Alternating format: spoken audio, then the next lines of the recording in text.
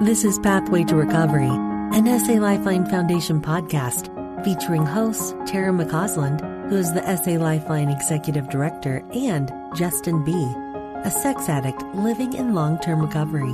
We have conversations with experts and individuals who understand the pathway to healing from sexual addiction and betrayal trauma, because we believe that recovering individuals leads to the healing of families.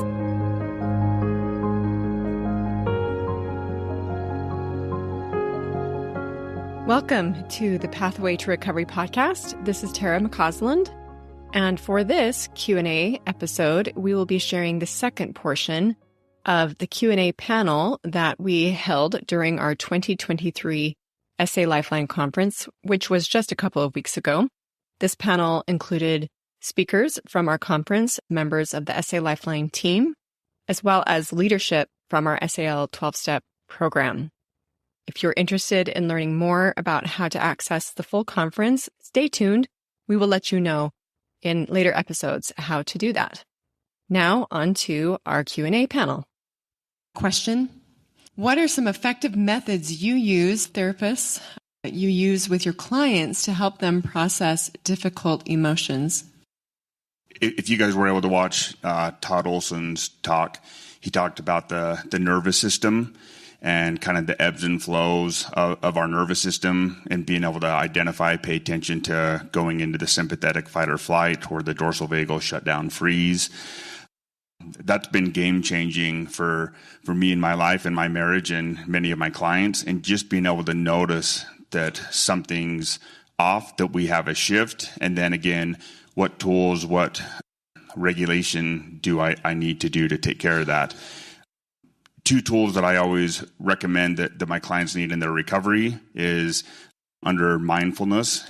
They have to be aware of what's going on, so it has to be front and center. They have to notice it, because too often we just numb out or hide. So awareness is key. And then the second one is intention. We have to be intentional about how we're going about it. So Todd Olson also talked about the 4 R's. So we have to recognize that we shift in our nervous system. We have to respect that, because again, sometimes we shame ourselves that I'm shut down or taken out or that I'm angry. But again, our emotions are just there to tell us something. So the idea of emotions is they're okay, they're not bad. Let's just notice kind of why they're coming up.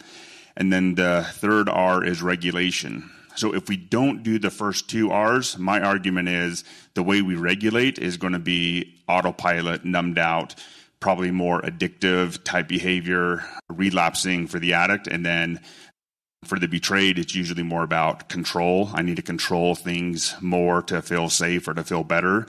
So if we can recognize and respect, we can do better, healthy regulation. And those are skills that you learn through therapy. And then the fourth one is restory.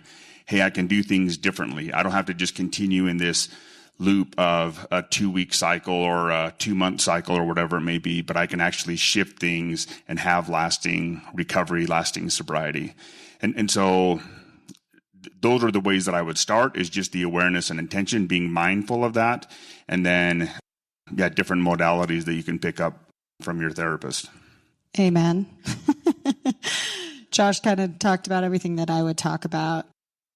The healing work looks very similar, whether you're the addict or the betrayed. It is very similar.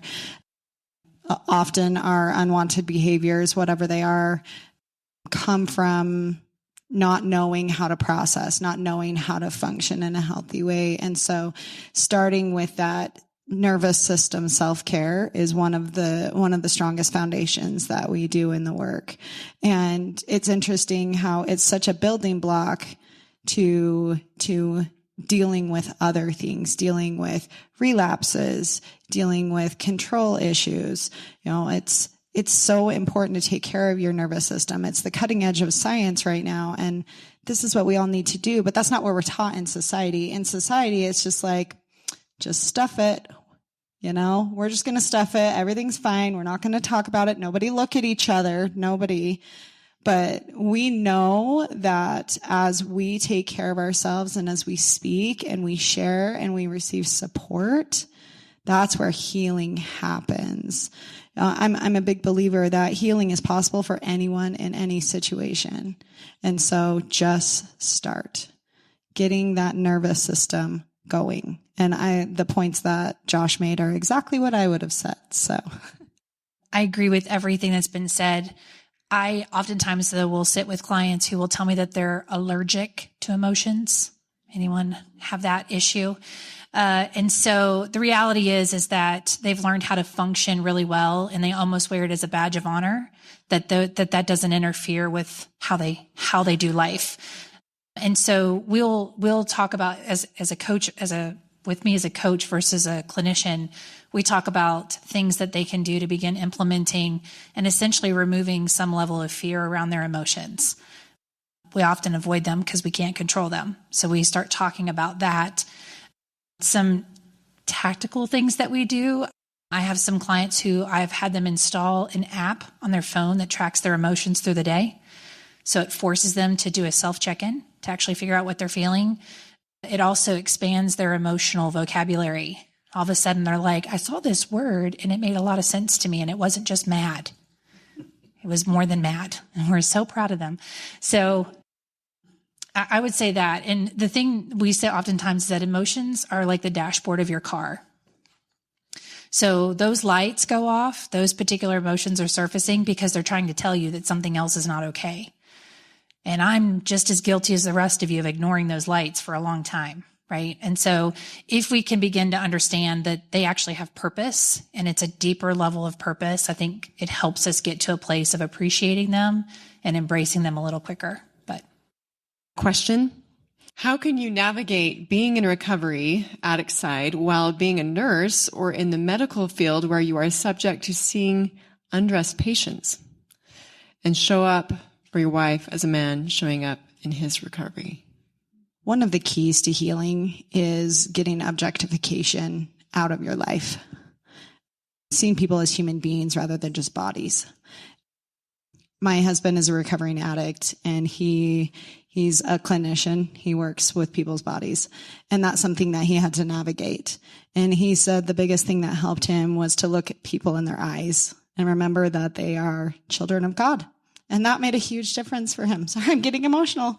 This is something that I had to navigate as a spouse, is how can he go to work all day and be exposed to this and have that shift? Can he still do that? And as he worked his recovery, as he lived in recovery, that's what made all the difference. When he looked at people and remembered how precious each person was.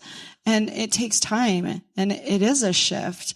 And I think for me, I had a lot of fear. I thought, oh no, does he need to change his job? Does he need to do all those other things? And I can't tell you what you guys need to do, but as he worked his recovery hard, he was able to shift emotionally and mentally, spiritually, in all those ways. So he can work with people, not people's bodies. And that made a huge difference for him. So thank you for taking that one. I thought that's a unique question. Yeah. Question: what do I need to do to help my very young children heal from the trauma they've experienced growing up in the unhealthy attempts to heal from the betrayal trauma and addiction?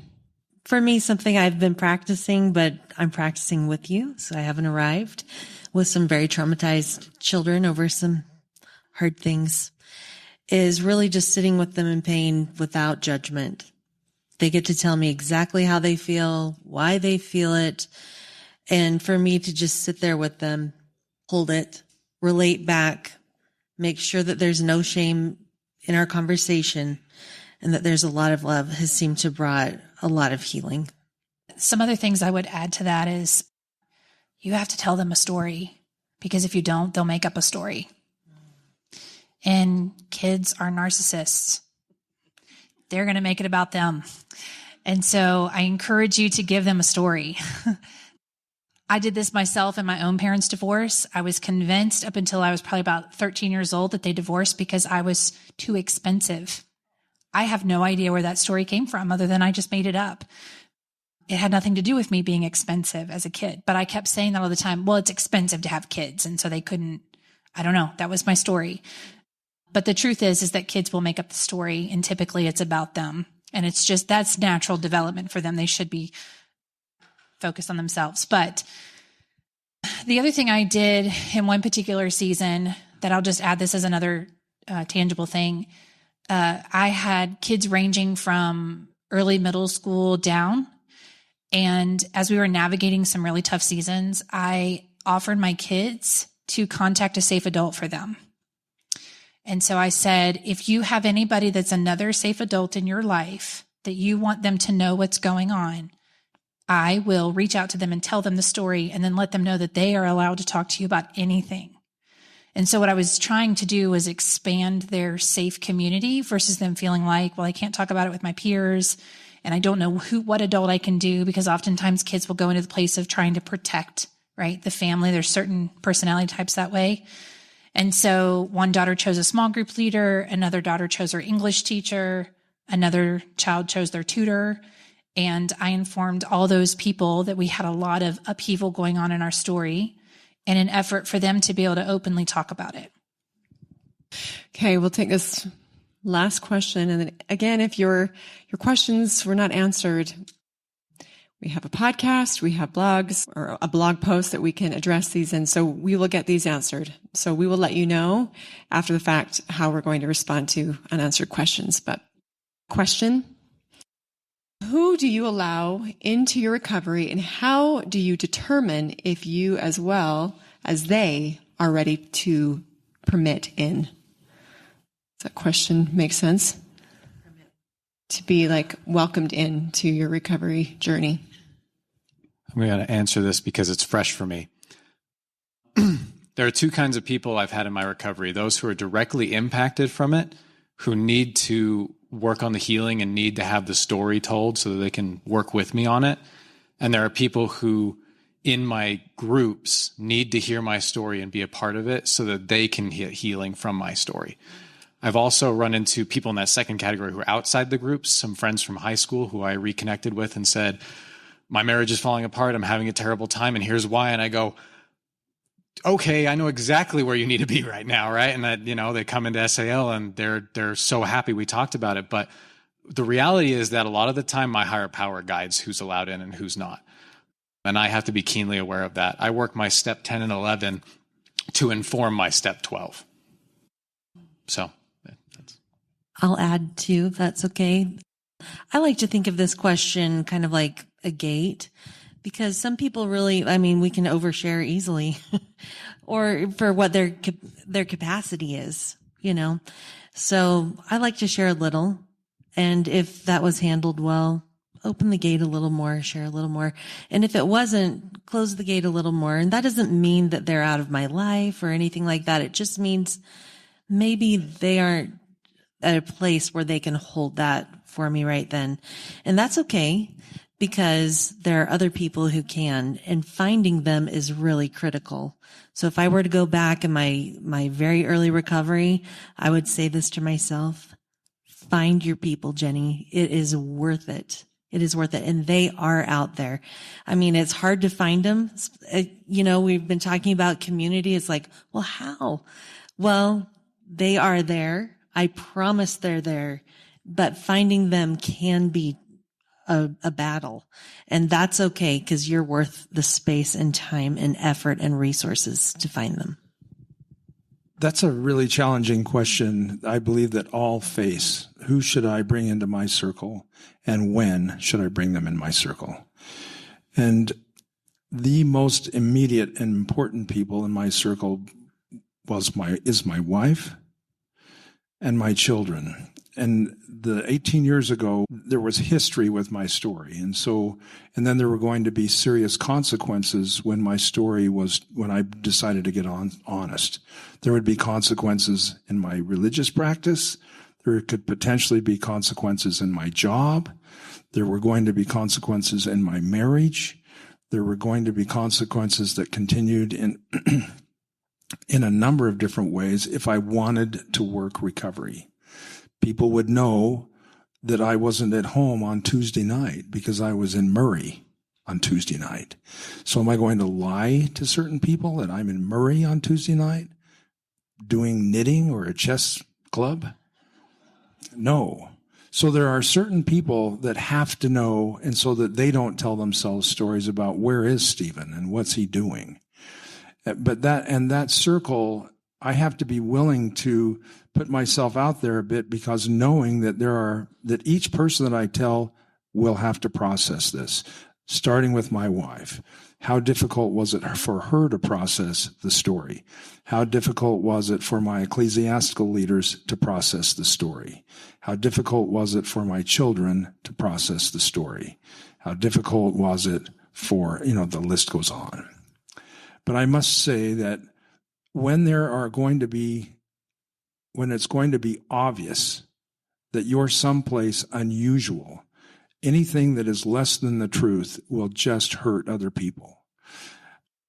So for me, I had to be very aware of who was paying attention to me, and they had to be aware. Not everyone had to know the depth of the story that my wife knew or that my ecclesiastical leaders knew, but they needed to know enough that they didn't have to second guess, where is Stephen? As far as telling your story, it was so good with Daniel Weiss, tell your story, right?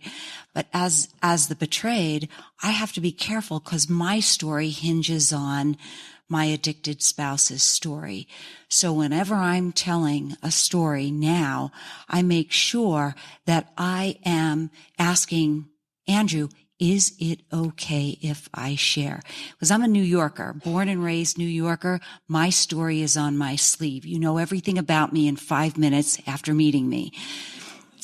But the most important thing I've realized through this journey is it's like Brene Brown says, it's a vault, right? My life is a vault. And people that tell me their stories, it's not my place to repeat that story, because it's their story. And I've loved learning that concept, because to me, especially when it comes to Andrew and the life that we've led, I'm now able to tell my story. And a lot of it is because Andrew has told his. And I'm so grateful for that, and the ability now to be able to share the story so we can touch thousands and thousands of hearts. Thanks. I'm just going to add something really quick. So I think there's two different phases of this question. Early on in recovery, if I had asked my husband if I could share my story, even if it was something that I felt like I should do for my own healing, he probably would have said no. No, you may not. And I would have stuffed that need that I had to reach out to someone for support. Now that my husband is working recovery, he has, made a lot of changes and that kind of stuff, I can trust that a little more. But I would say to just be careful. If you feel like, as a betrayed spouse, if you feel like what you need for your recovery is to share your story with someone, and maybe it ends up being a mistake and they blow it up in your face, you still were following and trying to do what you felt like you needed to do. And sometimes an addicted spouse is not in a place to be okay with that, but that might still be what you need to do. Tara, really quick, can I be like the politicians and answer the question I wish was asked? So this conference has been really beautiful. It's my first time here. I believe it is relevant to everyone in Utah, literally. And yet there are 150 people in the room. So I just want to share as my own conviction that one day this work is going to fill the earth. Many Christians believe that there's going to be 1,000 years of peace one day. And my belief is when the Lord shows up, he's not just going to suddenly take all the problems away. We're going to need 1,000 years to heal as a human family for what we did to each other. There's just so much. And I've also been so touched by the stories of these men and others I'm reading that we really can find it. There is such a thing as lasting healing and freedom, and it's different than just the sort of coping and getting by. So I'm inspired by this group. This is a little taste of the future. Thank you. Well, let's hear it for our Q&A panel. They did a phenomenal job. Thanks for joining us. We invite you to subscribe to this podcast so that you don't miss new episodes. And while you're at it, will you please leave us a 5-star rating and review to help us spread the good news that healing from sexual addiction and betrayal trauma is possible. We invite individuals who are struggling to join our virtual or in-person trauma-sensitive 12-step meetings. Meeting times and locations can be found at sal12step.org. You can find quality education at salifeline.org, and we hope that you will follow us on Instagram and Facebook. SA Lifeline is a 501c3 nonprofit organization, and we welcome donations. SA Lifeline, come heal with us.